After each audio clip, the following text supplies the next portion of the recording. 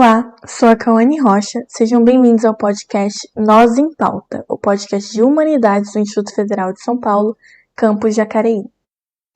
E hoje falaremos do tema ética na contemporaneidade. E para introduzir, eu gostaria de falar um pouco sobre o conceito de ética, que está relacionado com o questionamento do modo de viver. Está entre o que a gente define como certo e errado, e é muito importante para que haja um equilíbrio no modo humano de agir. A ética é uma grande temática da filosofia. Sócrates vai apresentar ela como conceito a partir de uma visão mais internalizada do sujeito, pressupondo o autoconhecimento do ser humano. Conhecer a si mesmo seria o caminho para a virtude. E essa virtude seria construída através do aperfeiçoamento da alma, que se dava pela reflexão do interlocutor sobre os valores que o permeiam em meio a uma sociedade, estabelecendo o sujeito ético como aquele que sabe o que faz, conhecendo as causas e os fins de sua ação. Já a ética, segundo Aristóteles, tem como intenção conduzir o homem ao seu bem supremo, vulgo que é chamado de eudaimonia. A felicidade é atingida quando o homem busca uma vivência equilibrada, evitando assim o excesso e a falta. Aí a gente tem o equilíbrio e a moderação como pontos-chave para um modo de viver ético e feliz. Mas e no mundo contemporâneo? Como a gente vê essa ética sendo exercida? Bom, presente em todos os contextos em que há interação social, seja desde as relações pessoais até as relações de contextos mais formais, como o meio político, econômico e social, podemos refletir a ética em acontecimentos atuais, em temas como ciência da ressurreição e a lei anti-Oruan, que estão muito presentes nas mídias atualmente, e também o caso das gêmeas Lulu e Naná, um caso científico um pouco menos recente. E então, como esses assuntos se relacionam com a ética e os conceitos esperados sobre ela numa sociedade atual? A ciência da ressurreição é um processo que visa a ressurreição de animais extintos, um processo caríssimo que oferece uma maneira promissora de melhor proteger e preservar ecossistemas atuais. Esbarramos com a ética ao questionarmos este projeto, que além de ser caro e possuir diversos investidores influentes, pode por outro lado trazer riscos enormes ao ecossistema. A solução é realmente ressuscitar as espécies que já se foram ou trabalhar na preservação das que ainda temos em nosso planeta? Este questionamento é importantíssimo ao pensarmos na crise climática provocada pelo avanço do capitalismo, que destrói tudo em prol de algo entendido como desenvolvimento. É esse desenvolvimento que esperamos para o nosso planeta? E para o ecossistema? Seria esse desenvolvimento ético? E ainda na temática da bioética, temos o caso citado anteriormente das gêmeas Lulu e Naná, onde o cientista chinês Jiang Kui surpreendeu o mundo ao criar bebês geneticamente alterados, cujos genes deveriam ser imunes à doença do HIV. Técnica recente essa que recebeu muitas críticas, pois além de ser uma técnica com pouquíssimos testes e que tem grande chance de prejudicar esses seres humanos que tiveram seus genes alterados, ainda permite que sejam criados seres humanos de acordo com os nossos próprios interesses. Nesses aspectos, a prática não leva em consideração a ética. Ao normalizar práticas como essas, abre-se uma brecha enorme para a criação de uma raça soberana, o que é perigosíssimo e poderia facilmente levar ao retorno de ideais nazistas. E agora, para falar um pouco sobre esse tema com mais propriedade, gostaríamos de inserir a fala da professora Raquel Maldonado, professora de Biologia do Instituto Federal de São Paulo, campus Jacareí. Durante a minha pós-graduação em biotecnologia, eu manipulei DNA, sim, né? Eu tenho uma vasta experiência com isso. Manipulei material genético, fiz clonagens, fiz mutações dirigidas, usei as técnicas, né, de construção de DNA recombinante. E o laboratório que eu trabalhei, né, durante a minha pós-graduação era um laboratório de tecnologias avançadas. E quando você está dentro de um desses laboratórios, que você tem essa capacidade, que você tem conhecimento a respeito do assunto, ideia surge, é natural, dá vontade de fazer coisas, né? Mas e quem dita os limites? Até onde eu posso ir? É o meu orientador? É a bioética? A resposta é sim e não.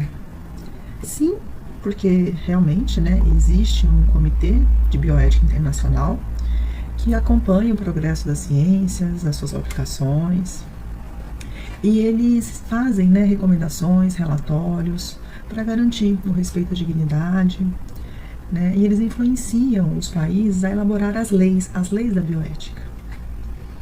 Mas esse comitê, né, esse comitê de bioética, ele não está lá dentro do laboratório vigiando os cientistas, né?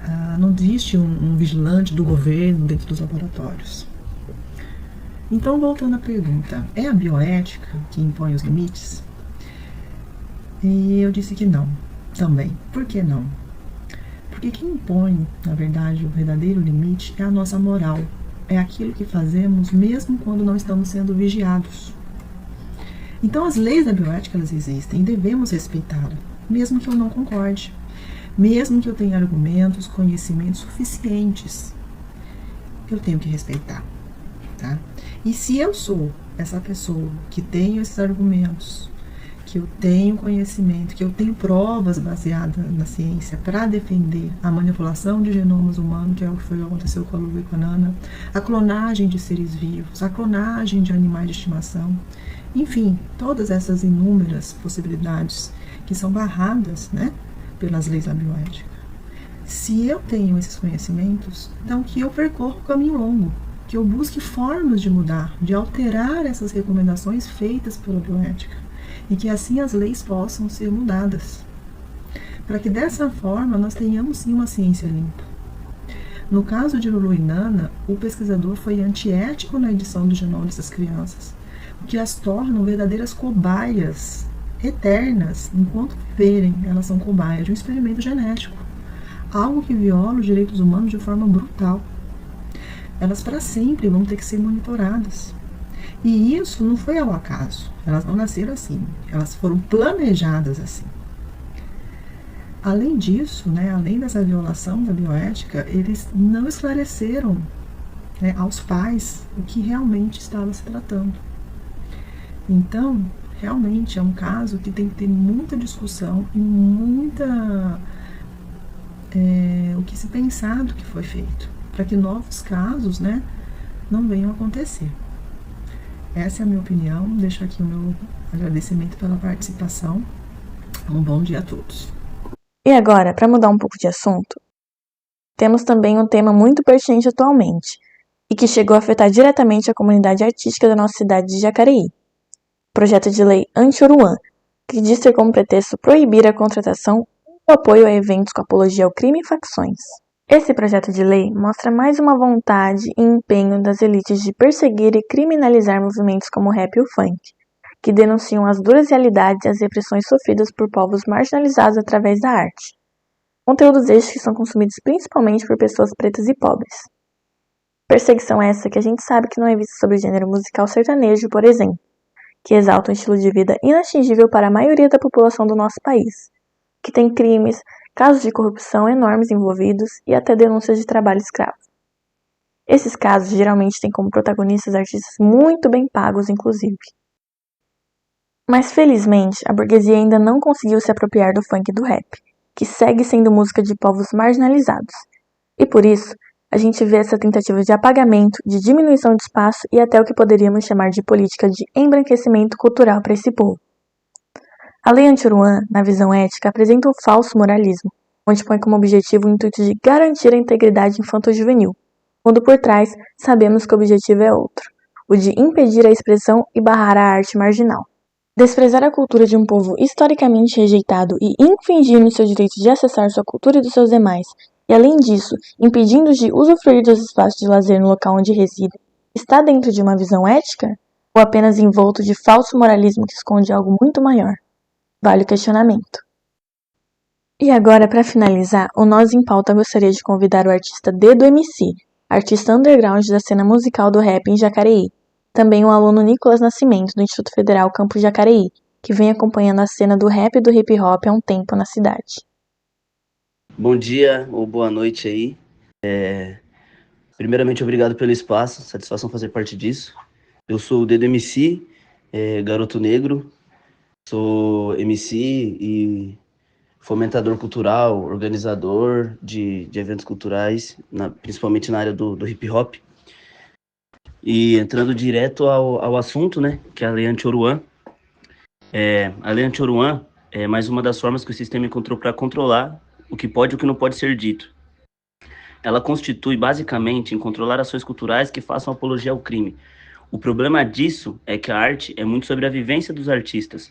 Nós, artistas periféricos, que relatamos momentos e assuntos vividos na periferia, o que já pode ser interpretado como apologia pelos que estão no poder. O rap, além de ser uma forma de expressão, é uma arma em prol do conhecimento. É nossa forma de educar futuras gerações com os valores do hip hop. A arte, sendo entre aspas, bonita ou feia, ela expressa a realidade. Calar isso é calar o conhecimento, calar o povo, calar a nossa voz. Essa lei, sendo inconstitucional pelo fato de que a apologia já é um crime, quando se especifica que projetos culturais, com o apoio do governo, serão controlados pelo sistema, só dá ao sistema mais uma arma de repressão, colocando nossos artistas em uma caixa fechada, onde já não podem fazer sua arte de forma livre, invalidando sua vivência, experiência pessoal e, consequentemente, sua arte. Isso aí abre um leque de possibilidades para o sistema nos atacar. Isso valida suas atitudes e movimentos culturais, na grande maioria, sem justificativa e agressiva, como vem ocorrendo esse ano. A forma como a Lei Anti-Oruan é divulgada pela mídia faz com que pessoas ignorantes acreditem nessa desculpa de que é necessário um controle sobre a arte, que para ser o que é, necessita da liberdade criativa e da liberdade de expressão. Em resumo, esse projeto de lei nada mais é que uma arma para nos calar, disfarçada de segurança.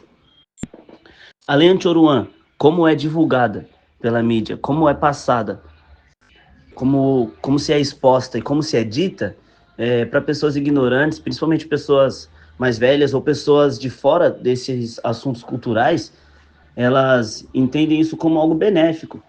Elas entendem isso como algo que faça sentido, porque a forma que ela é passada é como se fosse uma forma, ela é passada como segurança, como uma arma de segurança para a população, sendo que para a gente que faz arte, que movimenta a arte, que fomenta a arte na nossa cidade ou em outros lugares, a gente consegue perceber o motivo dessa lei. Só por ela já ser lei anti-Oruan, que independente do que canta, independente do que faz, independente de quem é, ele é um artista, ele vive da arte, e ele é um artista que veio da periferia, que veio do nada.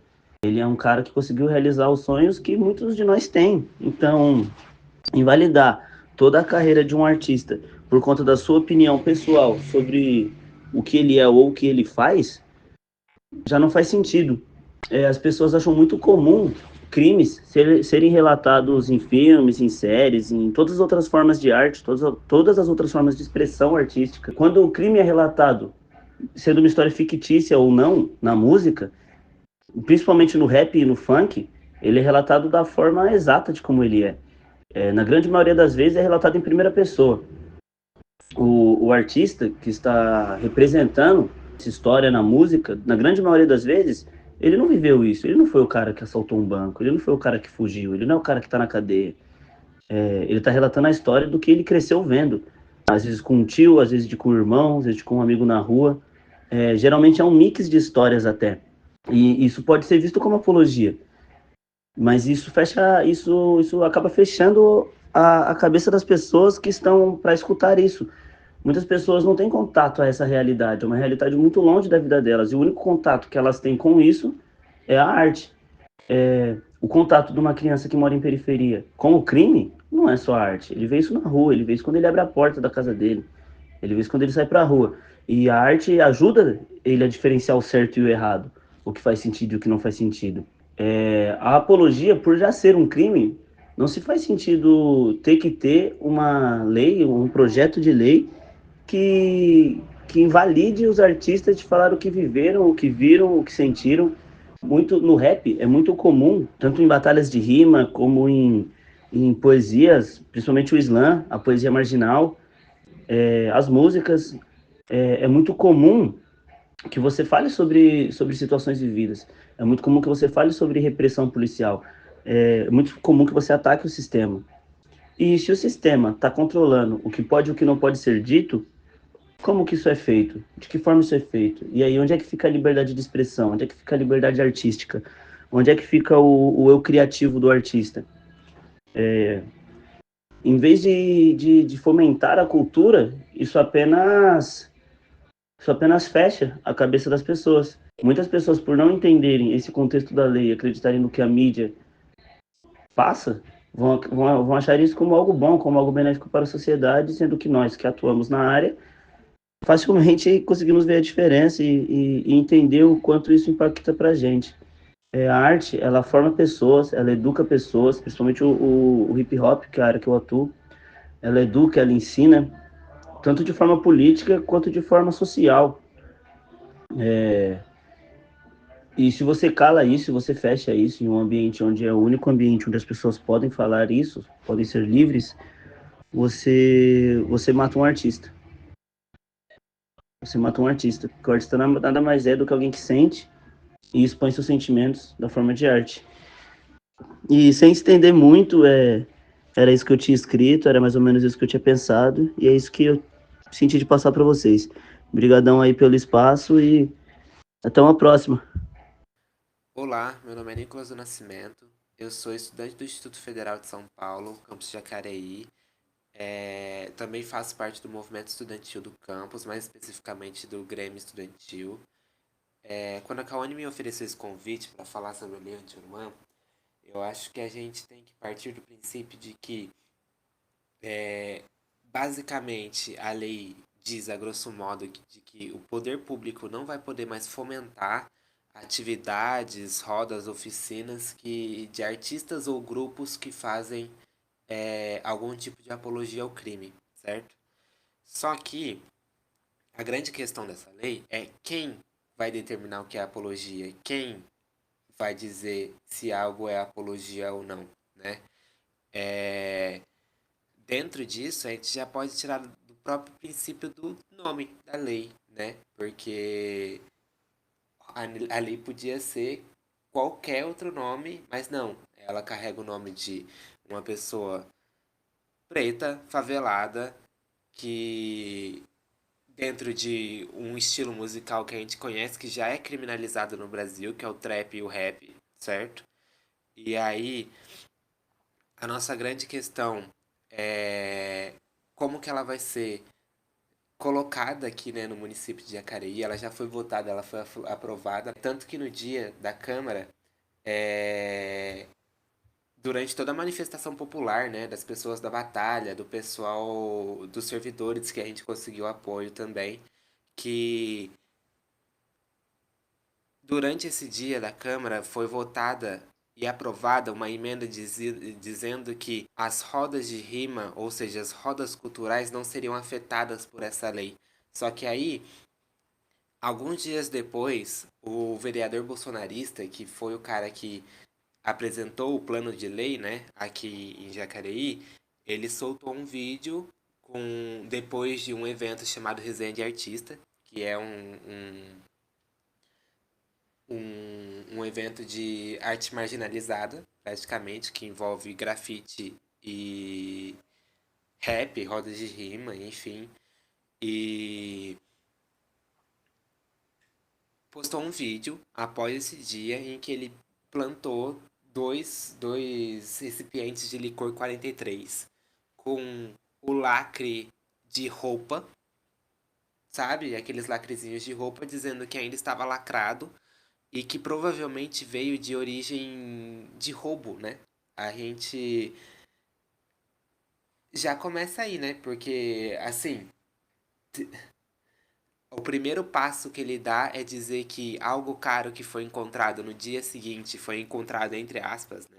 No dia seguinte, com um lacre de roupa que ele implantou, provavelmente vem de origem de roubo, sabe?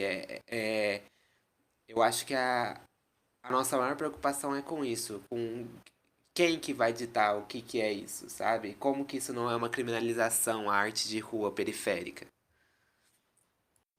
Bom, galera, esse foi o episódio. Espero que tenham gostado. Esse podcast tem como objetivo trazer conhecimento e valorizar também o pensamento crítico. Um beijo se você ficou até aqui e até o próximo episódio.